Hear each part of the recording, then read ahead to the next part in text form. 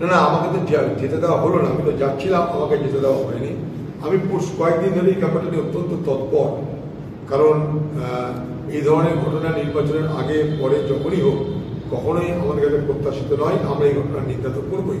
কিন্তু বিষয়টা হচ্ছে যে হঠাৎ করে নির্বাচনের আগে এই ধরনের ঘটনা ঘটতে যাচ্ছে কেন? এর আগেও কিন্তু 2019-এর নির্বাচনের আগেও এই ধরনের ঘটনার বাতাবরণ তৈরি হয়েছিল। এটা পরিকল্পিতভাবে নির্বাচনের বাতাবরণকে বিষাক্ত করো এবং সাম্প্রদায়িক ভোটকে কবজা করো, এই একটা লাইন আমরা আছে বলে আমি নিশ্চিতভাবে বিশ্বাস করি। আমি কালকেও সেই এলাকা গেছিলাম। কালকে যেতে গিয়ে আমি রাস্তায় দেখেছিলাম মানুষ পথ অবরোধ করেছে কোনো হামলার কারণে। সেখানে দাঁড়িয়ে দাঁড়িয়ে আমি প্রশাসনের সঙ্গে কথা বলে সেই ব্যাপারটা সমাধান করেছিলাম। আজকেও যেতে চেয়েছিলাম, এলাকার প্রশাসন বলছে না, যাওয়া হবে না, বাকিটা আমরা দেখছি। আমি কিন্তু কন্টিনিউ পুলিশের সঙ্গে বা প্রশাসনের সঙ্গে এই বিষয়টা তৎপরতার সঙ্গে আমি লক্ষ্য রাখছি, যোগাযোগ রাখছি এবং আমার প্রচেষ্টা চালাচ্ছি।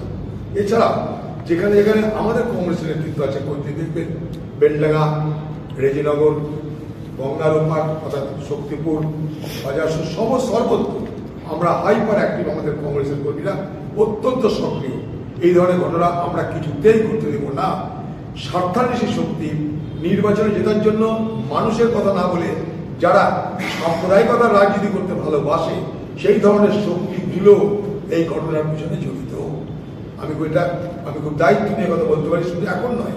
আমি কিন্তু এটা বেশ কিছুদিন আগে আপনাদের বলেছিলাম। অনেক দিন আগে আমি বলছি, দেড় থেকে 2 সপ্তাহ আগে আমি বলেছিলাম যে মুর্শিদাবাদ জেলায় সাম্প্রদায়িক দাঙ্গা লাগানোর একটা চেষ্টা হতে পারে, কারণ সাম্প্রদায়িক বিভাজন ছাড়া এই মুর্শিদাবাদ জেলায় তৃণমূলের কিছু করার আছে, বিজেপির কিছু করার আছে।